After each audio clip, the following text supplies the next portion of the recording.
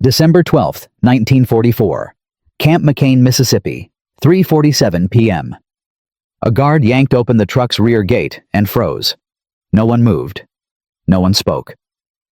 43 German women stepped down onto American soil, and every soldier present felt the same thing hit them like a fist to the chest. These weren't prisoners of war. These were skeletons wearing uniforms. Colonel Edward Lewis had processed thousands of POWs in 2 years. German infantrymen. Italian sailors. He thought he had seen everything. He was wrong. In the winter of 1944, while American families sat down to Christmas dinners, they took for granted 43 women of the German Wehrmacht arrived at a Mississippi prisoner of war camp in a condition that defied military logic. Their average body weight was 30% below normal. Several could not walk unassisted. One had to be carried. And yet within 12 months, these same women would do something no military protocol had ever predicted. They would ask to stay. Don't forget to like, subscribe, and hit the notification bell so you never miss our next video. Join us as we uncover more stories, historical events, and inspiring moments from the past. Be part of our community.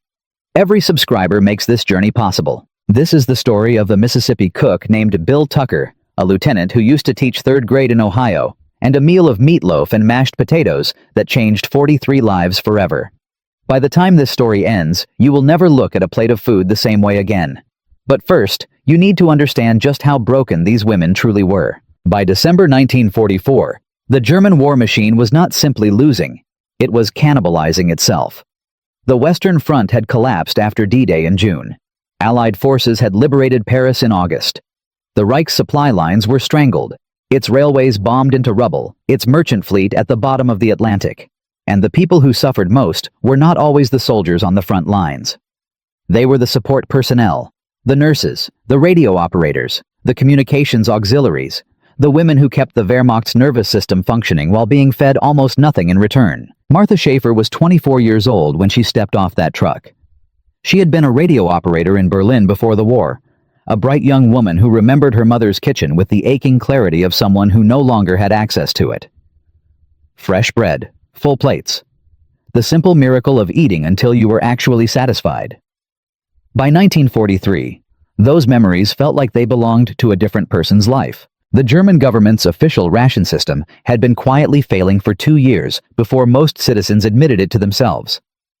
First, the luxuries vanished. Coffee, chocolate, fresh fruit. Then the staples began disappearing: butter, rationed to near nothing. Meat, a monthly event rather than a daily one. Then even the basics became unreliable. Bread was extended with sawdust and ground cellulose. Soup was made from vegetable peelings and bones boiled so many times they had surrendered every possible molecule of nutrition. The ersatz coffee that German workers and soldiers drank tasted like burned dirt because that was essentially what it was: roasted grain sweepings and ground acorns. When Martha joined the Women's Auxiliary Corps in 1943, the recruiters had promised better food for those who served the Reich. It was the oldest lie in the history of desperate governments: serve us, sacrifice for us, and we will take care of you. She believed it because hunger makes people believe things they would otherwise question. Her assignment to France in early 1944 came with whispered promises of access to occupied territory resources, to French farms and French cellars that the propaganda machine described as bursting with food. Instead, she found a communications unit surviving on thin soup and the same sawdust bread she had left behind in Berlin. The Wehrmacht took everything of genuine value from occupied France and left its own support personnel to scavenge. By November 1944, when American forces captured her unit outside Metz, Martha Schaefer had not eaten a full meal in over 14 months. Johanna Fischer was 19 years old and had believed the propaganda longer than most. Even as her body hollowed out beneath her uniform, she had repeated the phrases she had been taught: sacrifice for the fatherland, discipline over decadence. German willpower, superior to enemy abundance. She had believed every word right up until the moment American soldiers captured them, and she watched those soldiers pull chocolate bars from their pockets. Not hiding them, not rationing them carefully, just pulling them out casually, breaking off pieces, sharing them with each other the way people share food when food is simply available. One American soldier had offered Johanna a piece of chocolate. She had been too shocked to accept it. She stood there, 19 years old, starving, and she could not take the chocolate because her mind could not process what it meant. If the decadent, weak, undisciplined Americans had chocolate to spare for enemy prisoners, what exactly had she been suffering for? Margaret Krause was 31 and had watched women die of starvation while working as a nurse in a military hospital in France. Not from wounds, not from disease. From their bodies, simply deciding they had endured enough. She had held their hands as they faded. She had written letters to families in Germany who were likely just as hungry. She had a daughter named Sophie, 8 years old, living with Margaret's mother in Hamburg, and she had received no letter from either of them in 8 months. The silence was worse than any physical pain. Colonel Edward Lewis stood beside that truck on December 12th and felt something crack open in his professional composure. He had a system for processing prisoners. Paperwork, medical screening assignment to barracks orientation to camp rules. A logical sequence designed for efficiency. He looked at the 43 women standing in the winter dusk of Mississippi, at their protruding cheekbones and hollow eye sockets and skeletal hands, and he made a decision that was not in any manual he had ever read. Feed them first. Everything else could wait. Sergeant William Tucker received the call at 4:15 p.m. He had already begun the evening meal preparation for the camp's regular population, had his routines running his staff at their stations. Colonel Lewis's instructions were simple and extraordinary at the same time. Bill, we have 43 female prisoners arriving for breakfast tomorrow. I need you to see them first and tell me what you think. Tucker went to the barracks window. He looked at the women being escorted to their quarters. He was a man who had fed people his entire adult life, had worked in restaurant kitchens before the war, had lost his wife to illness in 1942, and found that cooking for others was the only thing that kept grief from swallowing him whole. He believed with the simple conviction of someone who had seen it work that food was medicine in a way that medicine alone could never be. He watched Martha Schaefer walk across the compound with her spine perfectly straight, despite the obvious effort it cost her, watched her maintain military bearing with a body that was consuming its own muscle tissue for fuel, and something in Bill Tucker's chest tightened into a decision. He went back to his kitchen, and he stayed there all night. At 5 a.m. on December 13th, Corporal David Chen arrived for his shift and found Tucker already working. He had been there since midnight. David looked at what the sergeant was preparing, and then looked at him with the expression of someone who needed to ask a question but already suspected the answer. "Sarge, is this the same meal the regular troops are getting?" Tucker didn't look up from the gravy he was building. "Yes." "For the prisoners?" "Yes." David was quiet for a moment. He was a 22-year-old from San Francisco's Chinatown who had grown up watching his parents stretch impossible budgets through the Depression years, who understood in his bones what it meant to be hungry and to have someone look away from that hunger. He picked up a knife and started peeling potatoes without another word. The mess hall doors opened at 700. Lieutenant Alice Moore, former third-grade teacher from Columbus, Ohio, now responsible for 43 enemy prisoners, escorted the German women across the compound. She had rehearsed what she would say. She had prepared herself for hostility, for coldness, for the professional wariness of soldiers who had lost and knew it. She had not prepared herself for what happened when she opened the mess hall doors. The smell hit the women first. Real meat cooking in real fat. Fresh bread in actual ovens. Coffee, genuine coffee, not the burned grain substitute filling the air with something so achingly familiar it belonged to a world most of them had stopped believing still existed. Else Bauer made a sound in her throat that she would later be unable to describe. Clara Vogel reached for the wall to steady herself. Martha Schaefer walked to the serving line and looked at what was waiting. A thick slice of meatloaf glazed with brown gravy. Mashed potatoes, real potatoes with butter actually visible and melting on the surface. Green beans cooked with bacon. 2 slices of white bread so soft they seemed impossible, accompanied by a small paper cup of real butter.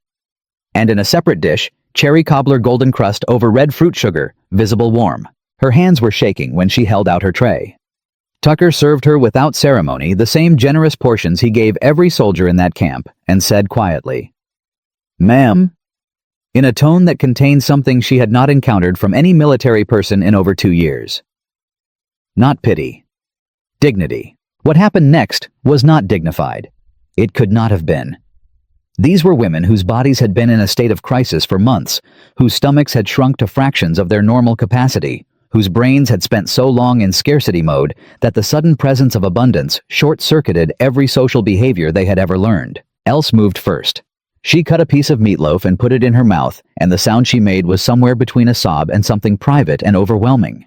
A sound that had no name, because nothing in ordinary life produces it. Then she was eating with a speed and desperation that made the American guards look away from instinct the way people look away from something too raw and human for witnesses. Johanna was crying before she tasted anything. Silent tears streaming while she shoveled mashed potatoes with a speed that caused her to choke.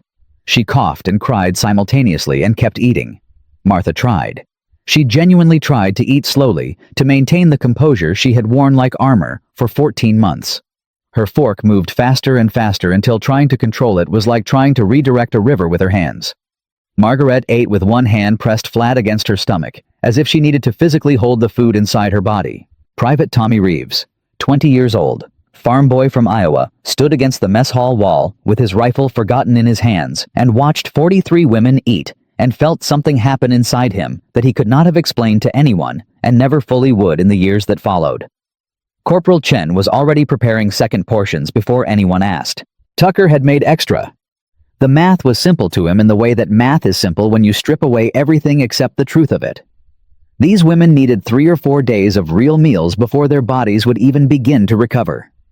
He could give them the beginning of that today. He intended to. Martha Schaefer finished her meatloaf, her potatoes, her green beans. She started on the cherry cobbler. The sweetness, the actual complex sweetness of real fruit under real pastry with real sugar, reached a part of her brain that had gone quiet so gradually she hadn't noticed its silence until the moment it came back online. She bent over her tray and wept. Not delicately, not quietly. She wept with her shoulders shaking and her tears falling into her food, and she kept eating through it because stopping was not a thing her body would allow. Within 2 hours, more than half the women were violently ill. Their stomachs, compressed by months of near starvation, rebelled against the volume and richness of a normal meal, with the thoroughness of bodies that have learned the hard way to distrust abundance. Dr. Benjamin Walsh, the camp physician, was called. He examined the women with growing concern and wrote in his report that evening, severely underweight evidence of prolonged starvation, vitamin deficiencies apparent, will require careful dietary management to avoid refeeding complications. Johanna lay on her cot that night with both hands pressed to her cramping stomach and said to Elsie in the bed beside her in a voice barely above a whisper, "It was worth it. Even this. It was worth it." Elsie nodded without speaking. They had been sick from hunger so many times. Being sick from eating, being sick from too much, felt like a form of victory they had no word for. Tucker adjusted the meal plan in consultation with Dr. Walsh. Smaller portions. More frequent. Easier to digest. He understood the medical logic, and he followed it. But he also understood something else.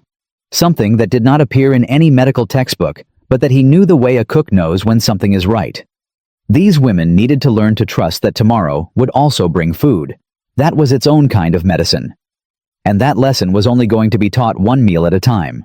3 days after their arrival, Martha Schaefer approached Lieutenant Moore and asked in halting English she had not used since school if the women could work. In the kitchen, her hands gesturing toward the mess hall when the words failed her. Alice Moore looked at this 24-year-old woman who had arrived 4 days ago, barely able to stand, and who was now asking for a way to contribute, a way to earn a way to participate in the place that was feeding her back to life. She approved the request the same afternoon. Colonel Lewis added one condition.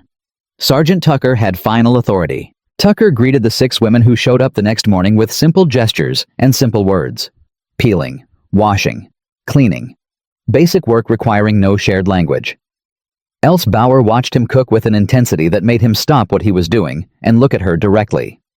Then deliberately, the way a teacher recognizes a student, he showed her how he seasoned vegetables, how he tested oven temperature, how he knew when meat was properly done. Her hands mimicked his movements in the air before she touched anything, learning the shape of it before the substance. Johanna learned to knead bread dough. Her thin arms found a rhythm in it, a meditative repetition that did something to the anxiety that had lived inside her for months. The smell of yeast and heat became associated in her mind with something she had lost the name for: safety.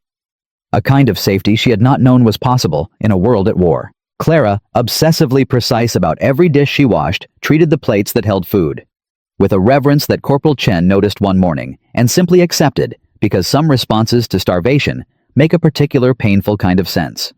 He showed her a more efficient way to stack the clean dishes. She smiled at him, the first genuine smile any American at Camp McCain had seen from the German women. It was December 19th, 1944. 1 week since they had arrived. Something was beginning. It was fragile. It had no name yet. It existed in the space between kartoffel and potato, spoken back and forth across a kitchen counter in the shared laughter at mutual pronunciation failures and Tucker, watching Elsa's face when a sauce came together correctly and seeing something return to her eyes that starvation had taken. The women who worked in the kitchen were recovering faster than those who remained in the barracks. Tucker noticed it within 2 weeks. More than weight, something in how they carried themselves. Something that was not quite hope, but was hope's necessary prerequisite. The sense that they had value that existed separately from the uniform they had worn and the cause it had represented. Colonel Lewis reviewed the situation in late December and wrote a memo that would eventually reach Washington. The memo was about food and medicine and Geneva Convention compliance. But the truth underneath the memo was about something older and more complicated than any military regulation had ever been designed to address. 43 women had arrived at Camp McCain destroyed by the country they had served. They were being rebuilt by the country that had defeated them. And nobody, not Lewis, not Tucker, not Moore, not any of the soldiers standing guard, had been given a manual for what that meant or where it was going to lead. But Christmas was coming, and Sergeant Tucker had already started planning the menu. In Part 2, we will see what happened when 43 women sat down to a Christmas feast they did not expect, and one of them stood up to ask the United States military for something no prisoner of war had ever asked before, and why the answer that came back from Washington would take 6 months, involve 3 lawyers, and permanently rewrite the definition of what it meant to win a war. Last time on our story, 43 starving German women stepped off a truck at Camp McCain, Mississippi, on December 12, 1944. A cook named Bill Tucker made a decision that no regulation required him to make. He fed them the same meal as every American soldier in that camp. And something began to change. But feeding 43 enemy prisoners was one thing. What came next was something nobody in the United States military had any protocol for whatsoever. Because within 3 weeks of their arrival, the women of Camp McCain were doing something that had never happened in the history of American prisoner of war operations. They were cooking for their captors. They were learning English at a rate that alarmed the intelligence officers.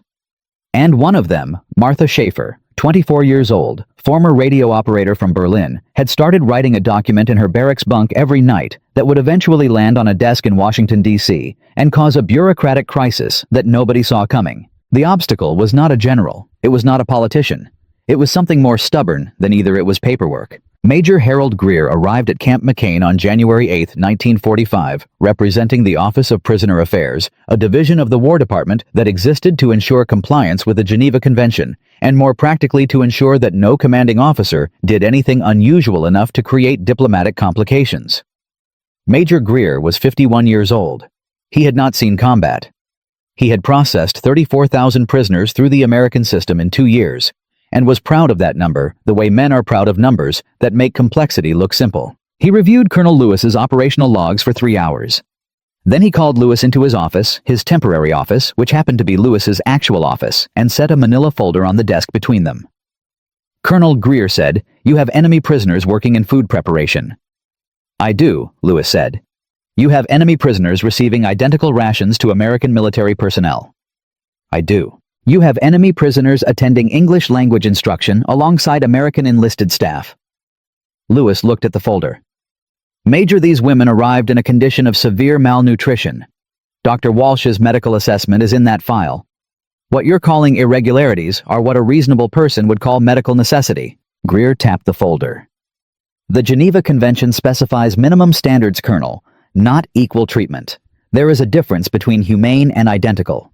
If this becomes known, if the press gets hold of the fact that German POWs at a Mississippi facility are eating the same meals as American boys, I don't need to explain to you what that headline looks like." Lewis was quiet for 3 seconds.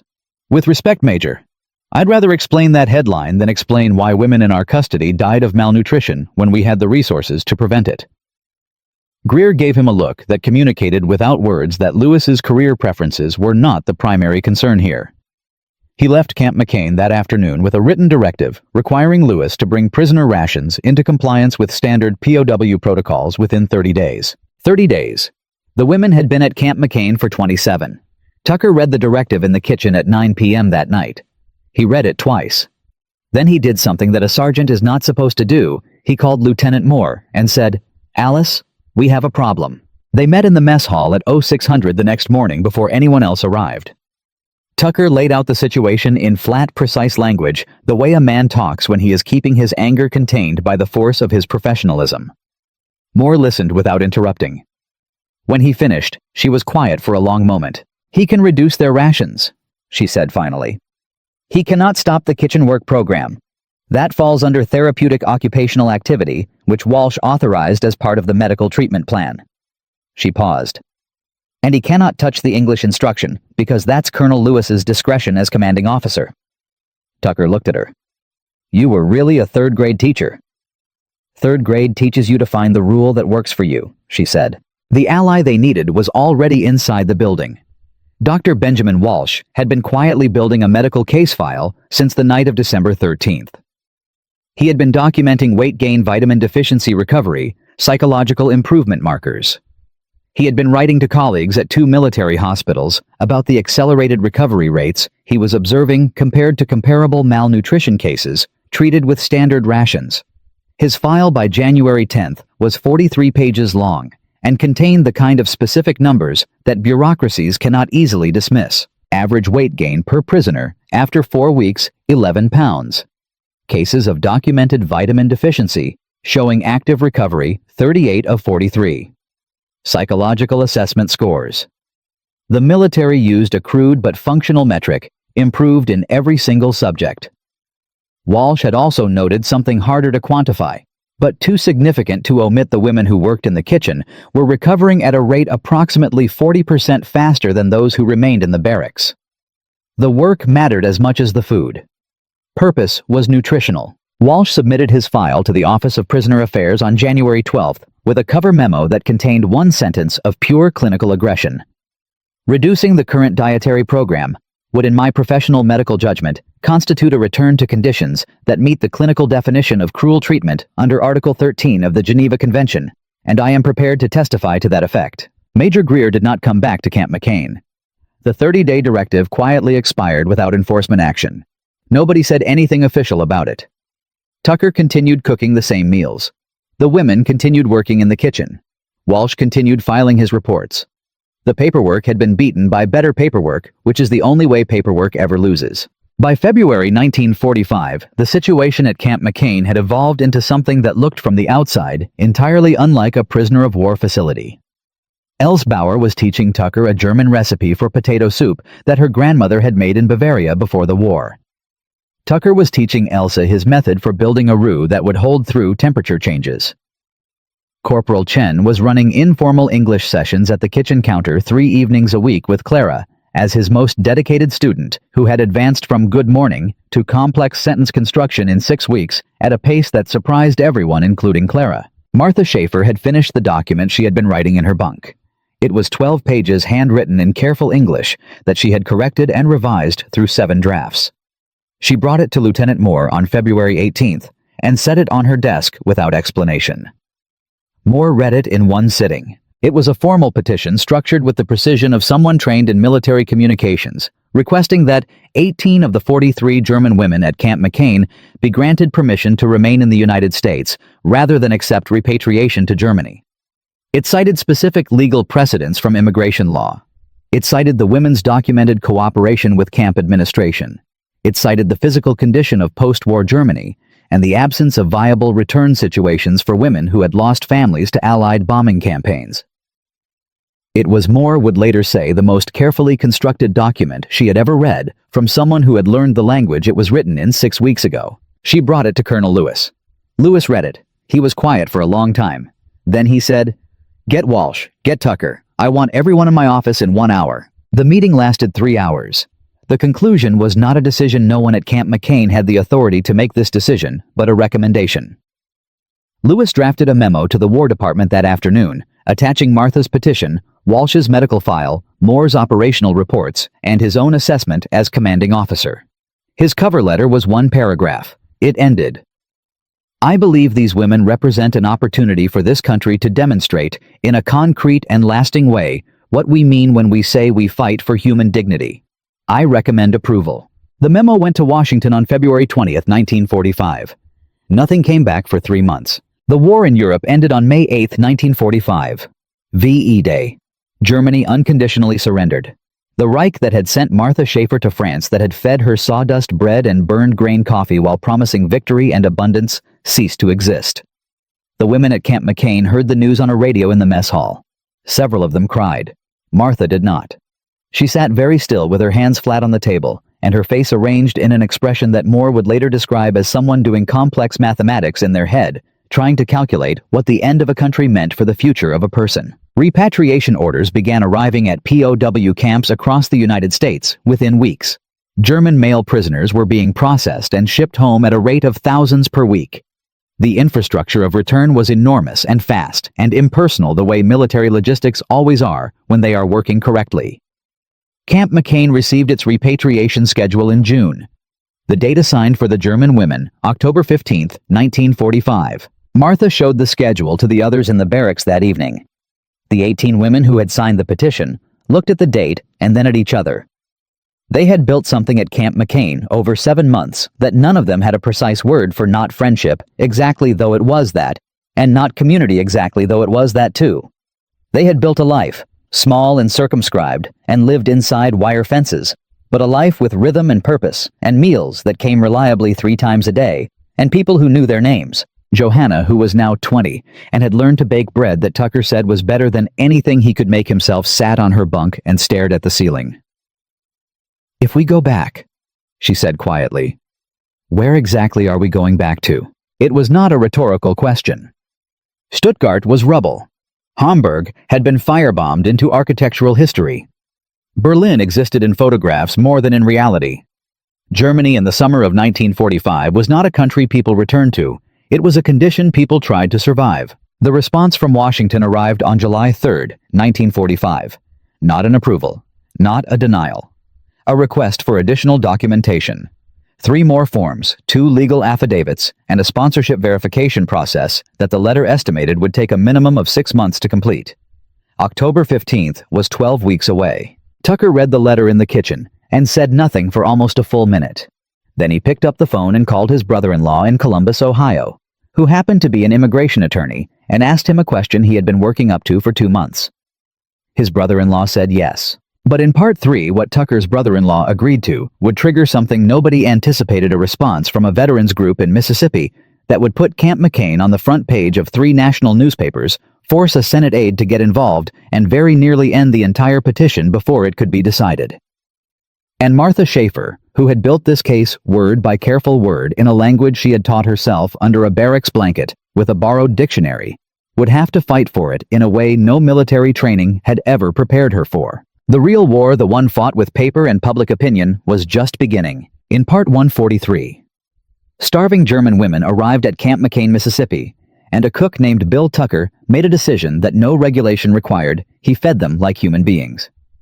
In Part 2, a bureaucrat tried to stop it. A doctor stopped the bureaucrat with better paperwork, and Martha Schaefer wrote a 12-page petition in a language she had taught herself under a barracks blanket, asking the United States military for something no prisoner of war had ever asked before. Tucker's brother-in-law in Columbus said yes to something, and a veterans group in Mississippi was about to say no to everything. Here is what that veterans group said specifically. A letter dated July 14, 1945, signed by 17 members of the Mississippi chapter of the American Veterans Brotherhood, addressed to Senator James Eastland's office in Washington. The letter described the situation at Camp McCain as a disgrace, a betrayal of every American boy who had died fighting the Germans, and a dangerous precedent that would allow enemy soldiers to embed themselves permanently in American communities. It demanded investigation. It demanded the petition be denied. And it was written well enough that a Senate aide named Robert Calloway decided it deserved a formal response. Calloway arrived at Camp McCain on July 22, 1945. He was 33 years old, a Yale-educated lawyer who had spent the war behind a desk in Washington, and carried a particular kind of confidence that desk-based lawyers sometimes develop: the confidence of someone who has made many decisions about situations he has never personally encountered. He had the veteran's letter in his briefcase, and a list of questions that assumed the answers. Colonel Lewis met him at the gate. Tucker was in the kitchen. Martha Schaefer was washing dishes when Moore came to find her. "He wants to speak with you," Moore said. "You don't have to." Martha dried her hands. "Yes, I do," she said. The meeting happened in Lewis's office, the same office where Major Greer had laid his manila folder 7 months ago. Calloway sat across from Martha with a legal pad and a pen and the careful expression of someone performing neutrality. He asked his questions in measured, precise English. How long had she been a member of the Wehrmacht? What had been her specific duties? Did she have ideological convictions that led to her service, or was service compulsory? Did she believe the actions of the German government during the war were justified? Martha answered each question in the same measured, precise English. She had been a radio operator. She had joined because the recruiters promised food, and she was hungry. Her ideological convictions had been dismantled systematically and thoroughly by reality, first by watching the Reich starve its own people, then by watching Americans feed their enemies. No, she did not believe the actions of the German government were justified. She had not believed it for a very long time. Calloway wrote something on his legal pad. Then he looked up and asked the question that was underneath all the other questions. Why should the United States allow a former enemy soldier to become a permanent resident? What exactly does America gain from this arrangement? Martha was quiet for 4 seconds. Tucker would later say that those 4 seconds were the 4 most important seconds he had ever witnessed, and he had been present for 2 births and 1 death. Then Martha said, "I can tell you what I gained. I arrived here unable to stand without assistance. I arrived believing that Americans were weak and decadent and inferior. I arrived with nothing. No family confirmed alive, no country intact, no future I could describe. In 7 months I have recovered my health, learned your language, learned your history, learned to make your food. I have worked every day without being asked twice. I have tried every single day to earn what was given to me without condition." She paused. What does America gain? A person who knows from direct experience the difference between a government that starves its people for ideology and a country that feeds its enemies out of basic decency. And who will spend the rest of her life explaining that difference to anyone who will listen? Calloway looked at her for a long moment. Then he wrote something on his legal pad longer than anything he had written before. He closed the pad. He thanked her. He left Camp McCain the following morning without giving any indication of what his recommendation would be. The October 15th repatriation date arrived. 25 of the 43 women boarded the transport that morning. Some cried, some did not. Martha's case was approved in February. She had a sponsor in Atlanta, a family who needed a German translator, and had read Holt's article in November. She arrived in Georgia in March 1946 with a suitcase Tucker's meatloaf recipe written on an index card and English fluent enough to negotiate her own employment contract. Else went to Ohio in April. The hospital in Cleveland had held the position. She would work in dietary services for 31 years, retire as department head, and teach a cooking class on Wednesday afternoons for the last 12 years of her career. Johanna went to Columbus, sponsored by Moore's family, and enrolled in college in the fall of 1946. She studied education. She became a teacher. She taught for 34 years in Ohio public schools, and never once in any of those years forgot what it felt like to be 19 years old and handed a piece of chocolate by an enemy soldier and be too shocked by the existence of abundance to accept it. 7 of the 18 required additional time. Their cases moved through the system, slowly complicated by sponsorship gaps and documentation problems and the general entropy of bureaucracy returning to peacetime rhythms. Tucker's brother-in-law resolved the last case in September 1947. All 18 eventually stayed. 25 years later, Martha Schaefer stood in a kitchen in Atlanta and made meatloaf and mashed potatoes for her American husband and their 3 children. The recipe was Tucker's. She had written to him when she arrived in Atlanta, and he had mailed her the index card version within a week. She made it 4 or 5 times a year, always on significant occasions, always with the particular attention of someone preparing something that is also a form of memory. Her youngest daughter, who was 9 and curious about everything, watched her make the gravy one evening and asked why she always cried a little when she cooked this meal. Martha thought about how to answer that for a moment. Then she said, "Because the first time I ate it, I had forgotten that food like this existed in the world, and a man who had no reason to be kind to me was kind anyway. And I want to remember that clearly. I want to always remember that it is possible." The story of Camp McCain does not appear in most history books. The names of Tucker and Moore and Lewis are not famous. The petition that Martha Schaefer wrote in a language she taught herself under a barracks blanket is not in any archive that historians regularly consult. The meatloaf recipe exists on an index card in a kitchen in Atlanta, and in the memories of the women who ate it for the first time on December 13, 1944, and wept. But here is what that story means, stripped to its simplest form. 43 women arrived at Camp McCain destroyed. A cook decided without being required to, that they deserved the same meal as everyone else. A doctor decided their recovery was worth defending. A lieutenant decided their humanity was worth advocating for. A Senate aide decided that a 12-page petition, written by a woman who had learned English in captivity, deserved a real answer. And 18 women, who had every reason to believe that the world operated on cruelty, discovered through a sequence of ordinary human decisions that it did not have to. That is not a military story. That is not a story about winning or losing a war. That is a story about what people choose to do when they are not required to do anything, and what those choices build and how long they last. Martha's youngest daughter still makes the meatloaf. She uses the same recipe. She doesn't always know why it matters to her, but it does. Some things get passed down without explanation. The explanation is already inside them. Across 3 parts and 70 minutes of story, we have followed 43 starving German women from a Mississippi truck gate to an American mess hall, watched a cook named Bill Tucker make a decision that no regulation required, watched a doctor fight a bureaucrat with better paperwork, watched Martha Schaefer write a 12-page petition in a language she taught herself under a barracks blanket, and watched 18 women who had every reason to expect cruelty discover instead that kindness was also possible. The cliffhanger at the end of Part 3 asked what happened to the people behind this story after the cameras, metaphorically speaking, stopped rolling. This is that answer. And it contains something that almost no account of Camp McCain has ever included. A detail that changes the shape of everything that came before it. William Tucker was discharged from the United States Army in February 1946. He returned to Mississippi with the rank of Master Sergeant and a discharge paper that described his service as meritorious. The discharge paper did not mention Camp McCain specifically. Margaret was among them. Her daughter Sophie was alive in Hamburg and needed her mother more than Margaret needed the uncertain promise of an immigration petition still pending in Washington.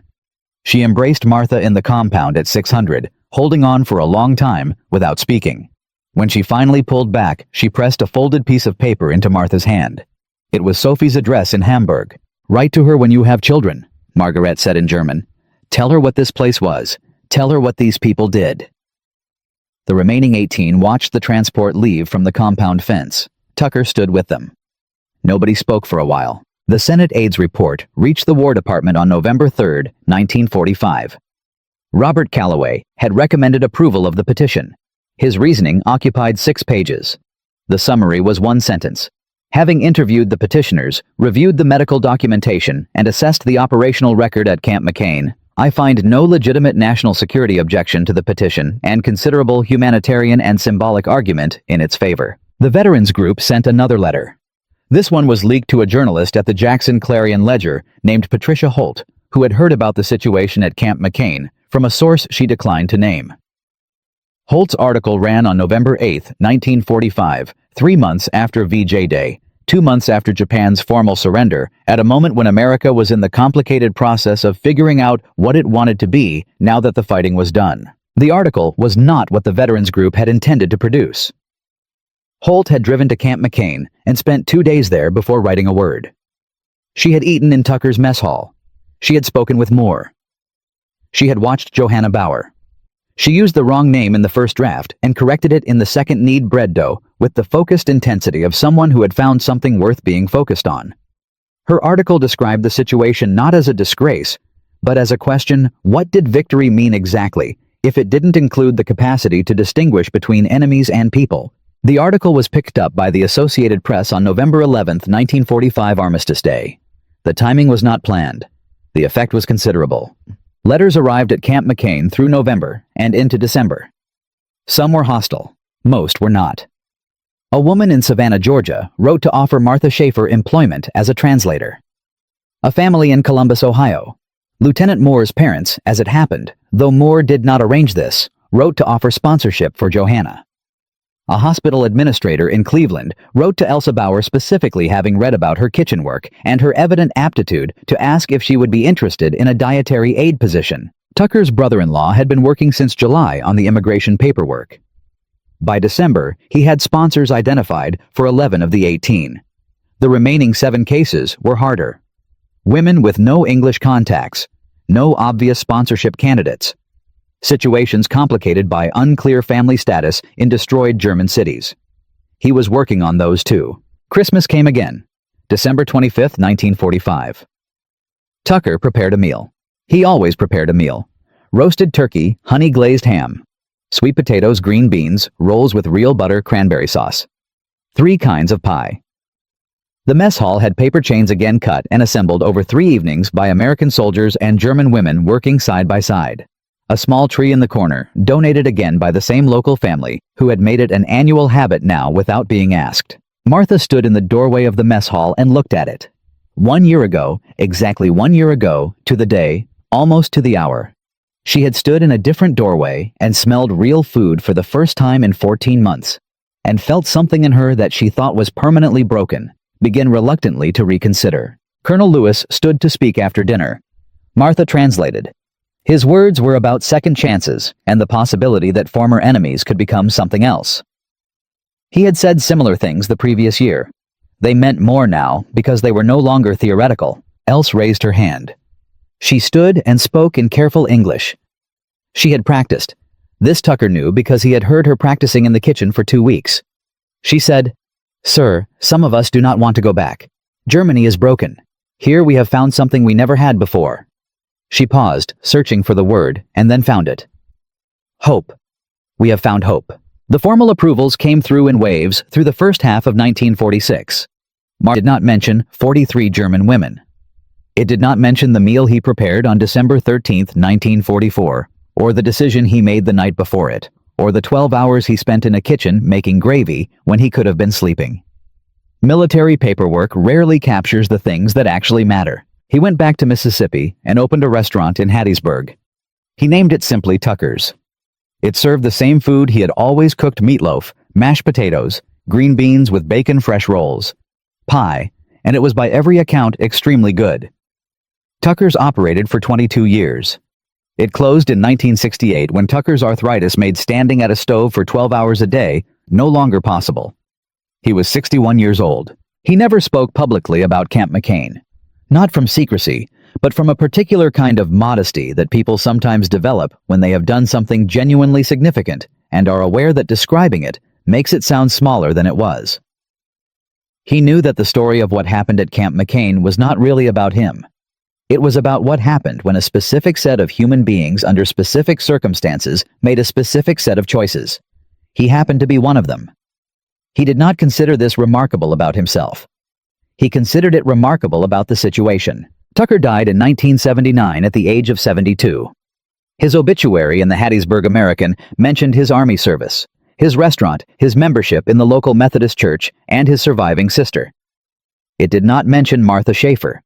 It did not mention Else Bauer or Johanna Fischer or Margaret Krauss. The women he had fed back to life were not in the official record of his life.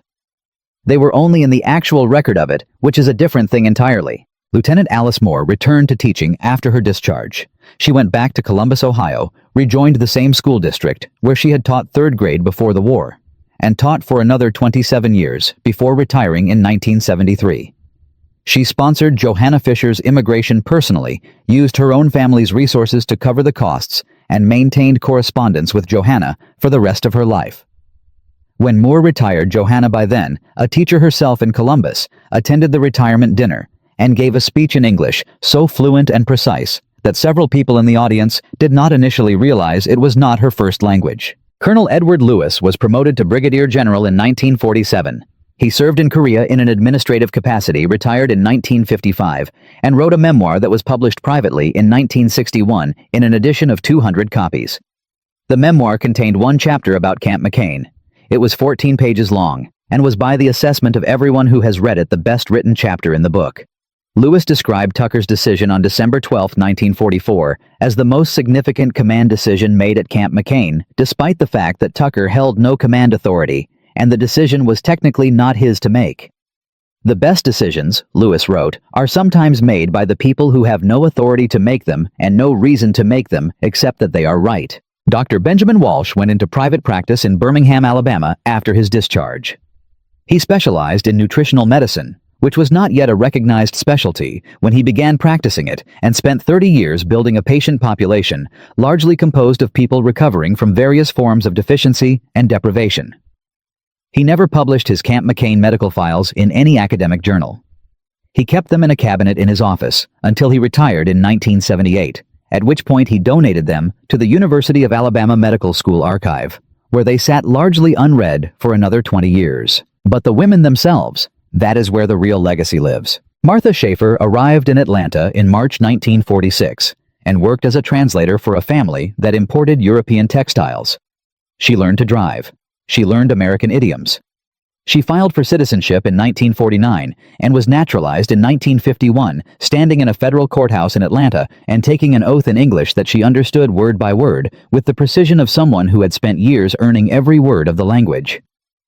She married a civil engineer named Robert Hoffman in 1953. They had 3 children. She worked as a translator, then as a language instructor at a private school, then as a curriculum developer for a language learning program that was eventually used in 43 school districts across the Southeast, a number she noticed and found quietly meaningful. She wrote about Camp McCain exactly once in 1969 in a personal essay published in a small Atlanta literary magazine with a circulation of approximately 800 people. The essay was called The First Meal and described December 13, 1944, with the careful, specific detail of someone who had been storing the memory for 25 years and knew exactly where everything was. The essay was read by a graduate student at Emory University named Caroline Marsh, who was writing a thesis on prisoner of war experiences in the American South. Marsh tracked Martha down, interviewed her over 3 sessions in 1971, and included a full chapter on Camp McCain in her thesis. The thesis was not published. It sat in the Emory Library. For years it sat there. Here is the detail that almost nobody knows. The detail that changes the shape of the story. In 1987, Caroline Marsh, by then a professor of history at a small college in Georgia, was cleaning out her office and found her old thesis. She reread it for the first time in 15 years. She decided to turn it into an article and submitted it to a historical journal. The article was accepted revised and scheduled for publication in the spring of 1989. 3 weeks before it was scheduled to appear, Marsh received a letter. The letter was from a woman in Hamburg, Germany. Her name was Sophie Krauss. She was 52 years old. She was Margaret's daughter, the little girl who had been 8 years old in 1944, living with her grandmother, receiving no letters for 8 months, the silence that had terrified her mother more than captivity. Sophie had learned about Marsh's forthcoming article through a network of German historians studying the post-war period.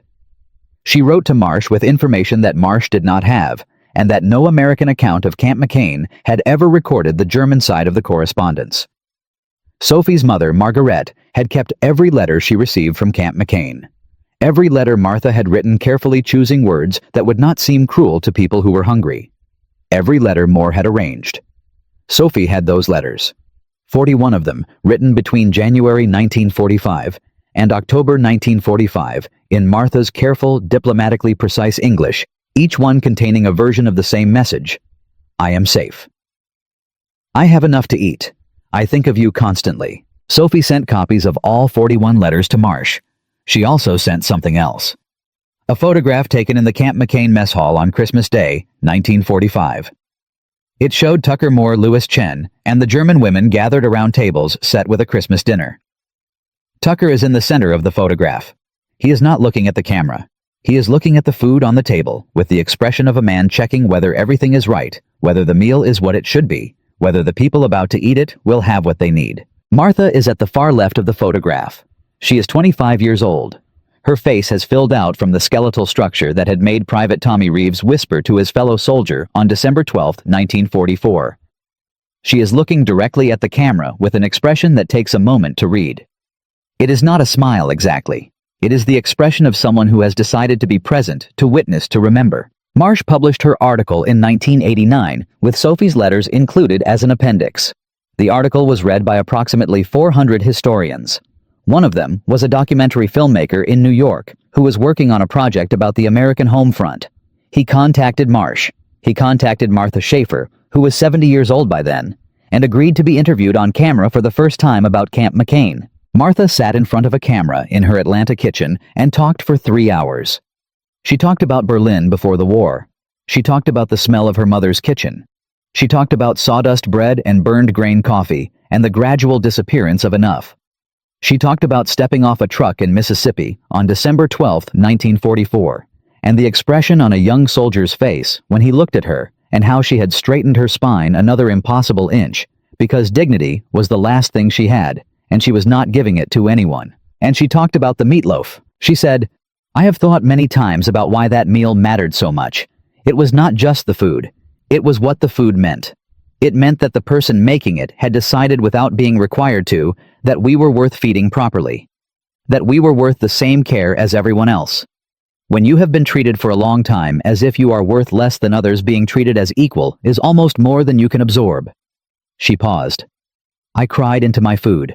I was not able to stop myself. And I have never been ashamed of that. I think I was crying because I had forgotten that this was possible. That people could do this. And I needed to remember. The documentary was never finished.